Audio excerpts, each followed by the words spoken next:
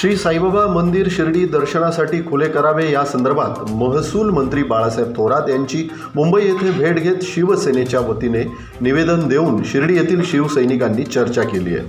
शिवसेनेचे कमलाकर कुते, संजय शिंदे, सचिन कुते, राहुल गोंदकर, सुनील बारहाते, अमोल गायके, नितीन शिंदे, साई तनपुरे, सुयोग सावकारे, विश्वजित बागुल यावेळी उपस्थित होते।